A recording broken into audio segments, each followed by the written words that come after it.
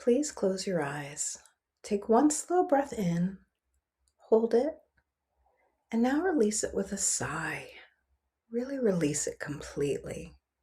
Someone you love is hurting right now, and you've been trying to help them, trying to fix it, trying to say the right thing, do the right thing, be enough to make some of the pain smaller. And perhaps you've noticed there's a particular kind of exhaustion in loving someone through suffering, especially when you cannot take their suffering away. Take a breath in and let yourself feel that helplessness for just a moment without trying to solve it. And again, exhale with a release. What you can do, and it is not nothing, it is everything, is stay. Be present without agenda. Let them feel that someone is beside them without trying to rush them to the other side of their pain.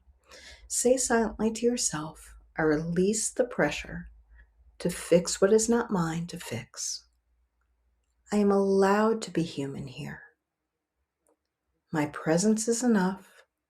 My love is enough.